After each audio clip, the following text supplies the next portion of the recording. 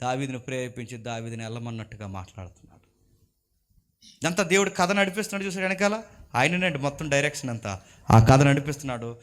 Talent ఇచ్చాడు, వార్తను పంపించాడు, క్యారేజీలు నాన్నగారు ఇచ్చారు. కానీ ఇదంతా సమస్తము సమకూర్చి ఎవరు జరిగిస్తున్నారు చెప్పండి? కొన్ని విషయాలు నెగ్లెక్ట్ చేయకూడదండి. దేవుడు కొన్ని పావులు కదుపుతాడు. ఆ కదుపుతున్నప్పుడు నీకు అనుకూలంగా కొన్ని తిప్పుతాడు. అది సరిగ్గా కీ పాయింట్ నువ్వు పట్టుకుని దాన్ని వదలకుండా నడిస్తే నీ లైఫ్లో సక్సెస్ స్టోరీ అంటే ఏంటో చూపిస్తాడు.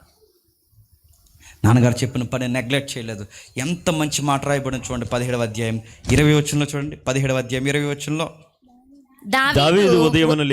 దావీదు ఉదయాన్నే లేచి ఒక కాపరికి గొర్రెలను అప్పగించి ఆ వస్తువులను తీసుకొని యెషయే తనకిచ్చిన ఆజ్ఞ చొప్పున ప్రయాణమైపోయెను. అయితే అతడు ఎప్పుడు లేచాడట? ఉదయాన్నే లేచాడట. ప్రశ్న అడుగుతున్నాను, ఉదయాన్నే ఎందుకు లేచాడట? త్వరగా నిద్రపోయాడు గనక. బ్యాచ్ ఎందుకు త్వరగా లేవట్లేదు ఈ మధ్య చెప్పండి? దయ్యాల్లో ఒక్క నిద్ర అవుతున్నాడు రాత్రులు. ఒకప్పుడు గురకవ్వలు తిరిగేవారు ఈదుల్లో, గుర్తుందా? ఇప్పుడు మొబైల్ ఎట్టుకు తిరుగుతున్నారు అందరూ. అడిగి ఎదర గొయ్యి ఉందా, నుయ్యి ఉందా, పాము ఉందా, కుక్క ఉందా, నక్కుందా, కుక్క మీద నడిచిపోతాడు అవసరమవుతాడు. ఇలా చూసుకుంటే వెళ్ళిపోవడమే. ఇంకా రాత్రులు ఎక్కడ నిద్ర అవుతున్నారండి? ఆ మంచాల మీద పడుకుని తెల్లవారులు ఇలా చూస్తున్నారు. మంచిదనుకుంటున్నారా 24 hours చూడడం? ఆ నీల కిరణాలు లోపల పోతే మంచిదా చెప్పండి మన గుడ్డికి? రాత్రంతా నడుతున్నాం, లేట్ నైట్ వరకు నిద్రపోతారు. పొద్దున్నే లేచి ఎక్కడికి వెళ్తారు చదువులకి? పొద్దున్నే లేచి ఏ పని చేయగలరు? అసలు ఉదయాన్నే లేవడం అసాధ్యం. ఎన్ని గంటలు లెగిస్తారు? రాత్రంతా ఈ బాబు ఏం చేశాడు? సువార్తకి వెళ్ళాడు ఈ బాబు? లేదు. రాత్రంతా ఈ కుర్రోడు ఏం చేశాడు? దేవుని ప్రార్థనలో గడిపాడా? కాదు. ఈ అబ్బాయి రాత్రంతా ఏం చేశాడు? మా మొబైల్లో ఉన్నాడు. ఎన్ని గంటలు లెగిస్తాడు? 10 గంటలు లెగిస్తాడు. అడుగుతున్నాను, ఉదయాన్నే లేకుండా బద్ధకంతో ఉన్నవాడు, దీన్ని మరలా చెప్తున్నాను, బద్ధకంతో ఉన్నవాడు, వాడు పనులు వాడే చేసుకోలేని వాడు, చివరికి బైబిల్ ఏమని చెప్పినా సింపుల్ గుడ్లు కూడా పనికిరాడని ఉంది బైబిల్లో. గుర్తుపెట్టుకో. టైంకి తినాలి, టైంకి నిద్రపోవాలి, టైంకి చదువుకోవాలి, టైంకి ఉద్యోగం చేయాలి. ఈరోజు టైం బ్యాలెన్స్ చేయలేకపోతున్నారు. టైం మెయింటెనెన్స్ లేదు. ఎందుకు లేదు చెప్పినా? టైం అంతా ఎక్కడ వేస్ట్ అవుతుంది చెప్పండి? ఈ చెత్త మీడియాకి వేస్ట్ అయిపోతుంది. దావీదు టైంకి పని చేసుకుంటాడు, చకచకా గొర్రెలన్నీ చక్కబెడతాడు, ఇంటికి వస్తాడు, కళ్ళ మెతుకులో తింటాడు, ప్రేయర్ చేసుకుంటాడు, 4 పాటలు పాడుకుంటాడు, నిద్రపోతాడు, ఎర్లీ మార్నింగ్ లేస్తాడు, మళ్ళీ గొర్రెలు ఎవరెవరికి ఇవ్వాలో అన్ని అప్పగిస్తాడు. ఈ లోపల రాజుగారి డ్యూటీ ఉంటుంది, రాజుగారి డ్యూటీ చేసుకుంటాడు. మళ్ళీ మరో పిలుపు వచ్చింది, అక్కడ యుద్ధం జరుగుతుంది, అన్నయ్యలకి క్యారేజీలు పట్టుకెళ్ళరా అన్న. అన్ని పనులు అబ్బాయికే. మనమైతే ఓ పని చేస్తే చెప్పండి, ఇంకో పని చేయము. ఆ కొట్టుకాడికి వెళ్ళి 4 పనులు చెప్తే 3 మర్చిపోయి తెస్తాం మనం. దావీదు గారు అన్ని పనులు చేస్తారు చక్కగా. ఆయనకి చాలా మేధాశక్తి ఉంది, జ్ఞానం ఉంది, అన్ని పనులు చక్కబెట్టాడు. ఆయన ఎంత బాగా లైఫ్లో ఎదుగుతున్నాడు చూడండి. అన్నీలకి క్యారేజీలు పట్టుకుంటూ వెళ్తున్నాడు. 26వ వచనం చూడండి. 26వ వచనం. దావీదు జీవము గల దేవుని సైన్యములను తిరస్కరించి ఈ సున్నతి లేని ఫిలిస్తీయుడు ఎంతటి వాడు వాణ్ణి చంపి ఇశ్రాయేలీయుల నుండి ఈ నింద తొలగించి వాని బహుమతి ఏమని తన యొద్ద నిలిచిన వారిని అడగగా జనులు వాణ్ణి చంపిన వానికి ఇట్లు చేయబడినని అతనికి ఉత్తరం ఇచ్చిరి. అతడు వారితో మాట్లాడునది. రాయబడిన సంగతి చూడండి, రాయబడిన సంగతి. ఇప్పుడు క్యారేజీలు తెచ్చాడు. ఎక్కడ తెచ్చాడు? యుద్ధ భూమికి తెచ్చాడు. క్యారేజీలు యుద్ధ భూమికి తెస్తే యుద్ధం ఏమైనా జరుగుతుంది అక్కడ? లేదు. 40 రోజుల నుంచి ఒకడే అరుస్తున్నాడు అక్కడ నిలబడి. ఆడి పేరు గొలియాతు. ఆడంటున్నాడు రండ్రా అని, ఈడంటున్నాడు రామరా అన్నాడు. ఆడు మళ్ళీ పిలిచాడు రండ్రా అని, ఇది సౌలు అన్నాడు రాలేను అన్నాడు. రోజుకి పిలుపు, అందరూ పిలుస్తున్నారు. ఆడొక మాట అన్నాడు, మీ టీం అంతా రావడం, మా టీం అంతా రావడం టైం వేస్ట్ కార్యక్రమం. మీ టీం నుంచి నువ్వు అక్కడ వేరా, మా టీం నుంచి నేను ఒక్కడిని వస్తానంటే ఏడా ఒక్కడేడి లేడు. సరిగ్గా టైంలో క్యారేజీలు పట్టుకుని వచ్చాడు ఈ కుర్రోడు. చాలా చిన్న కుర్రోడు అండి, 16 సంవత్సరాల వయసు ఉంటుంది. సరిగ్గా వచ్చి ఆ వాయిస్ విన్నాడు. ఆడేదో అంటున్నాడు సార్ అన్నాడు. ఆడు చాలా రోజుల నుంచి అంటున్నాడు, మాకేం వినబడతలేదు, నీకేం వినబడతలేదు, జాతికి ఇంటికి వెళ్ళిపో అన్నారు. సార్ లేదు సార్ ఆడేదో అంటున్నాడంటే, అంటాడురా నీకు ఎందుకురా. ఈ రోజుల్లో సామెత ఉంది, నిన్ను చూసి రమ్మంటే కాల్చి వచ్చే రాగలం అన్నాడు. నువ్వు మీ నాన్న ఏం చెప్పాడు? అన్నయ్యలకు క్యారేజీలు ఇచ్చి వెళ్ళిపోమన్నాడు. మీ అన్నయ్యలు అక్కడ ఉన్నారు, క్యారేజీలు ఇచ్చి వెళ్ళిపో. ఆ జున్నుగడ్డలు ఏవైతే ఉన్నావు ఇచ్చేసి వెళ్ళిపో, నువ్వు మళ్ళీ ఇవన్నీ అంటావంటే అది కాదు సార్. అసలు రాజుగారి యొక్క స్పందన ఏంటి సార్ అంటే, ఆ స్పందన అన్నారు, ఆయన స్పందన ఏమీ లేదు, రాజ్యం సగం రాసిస్తాడంట, అమ్మాయిని కూడా పెళ్లి చేస్తాడంటే అదే మాట మీద నిలబడి చెప్పమనండి. అలాగే నిలబడని చెప్పమనండి, ఆ మాట మీద నిలబడమని చెప్పండి, నేను వెళ్తున్నాను, నేను వెళ్ళి వాడితో ఫైట్ చేస్తానంటే ఏంటి నువ్వా అన్నారు. నేనే అంటే మరి యుద్ధ వీరులు మేమే వెళ్ళలేకపోతున్నాం, నువ్వెలా వెళ్తావు అంటే నేను వెళ్తాను సారు అన్నాడు.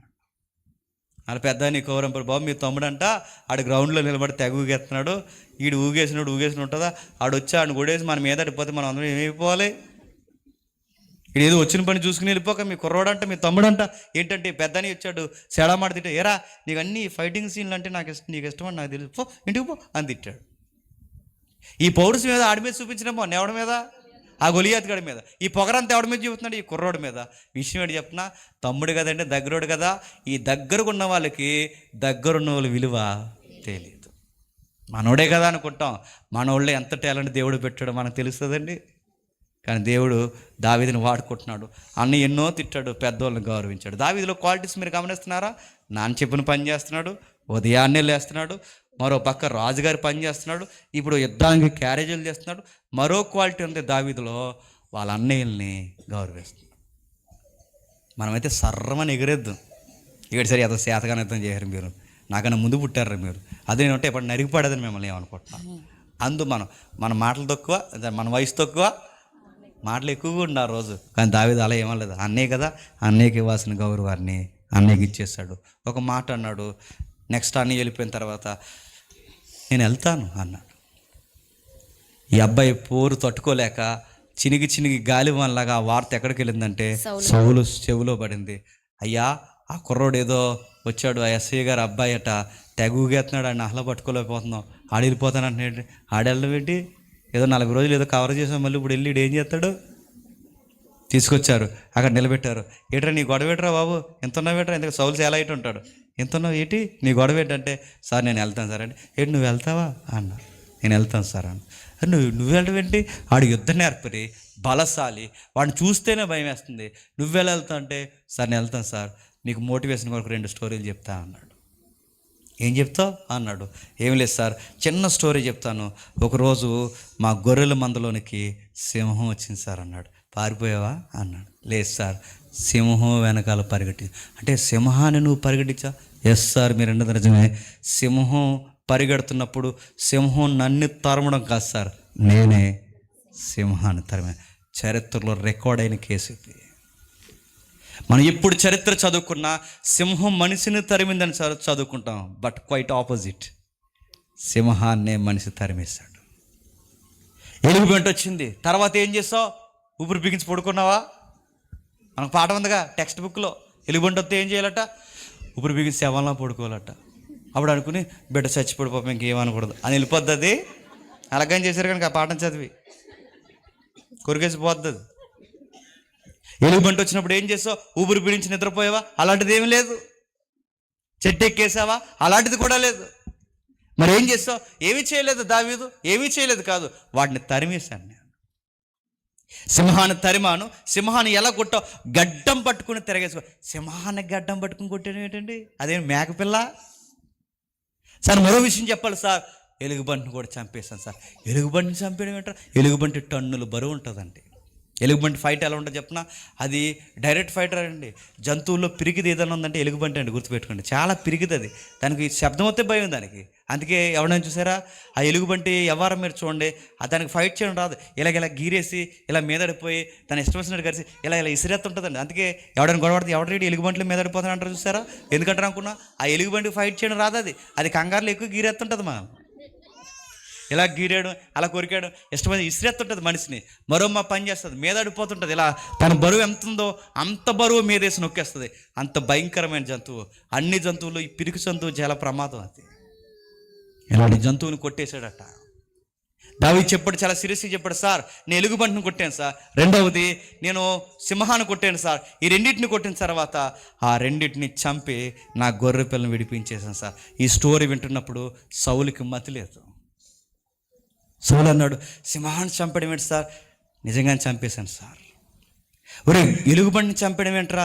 నిజంగానే చంపేశాను సార్. సార్ మీకు విషయం చెప్పాలి, ఈ స్టోరీలో హీరో ఎవరో తెలుసా? నేనే సార్. ఈ స్టోరీలో హీరో వెనకాల సపోర్ట్ ఉన్నది ఎవరో తెలుసా?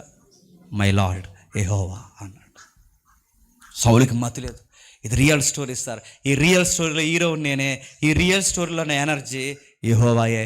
ఇప్పుడు చెప్పండి, గొలియాతుగాడు సింహం కన్నా బలవంతుడు కాదు. గొలియాతుగాడు ఎలుగుబంటి కన్నా బలవంతుడు కాదు.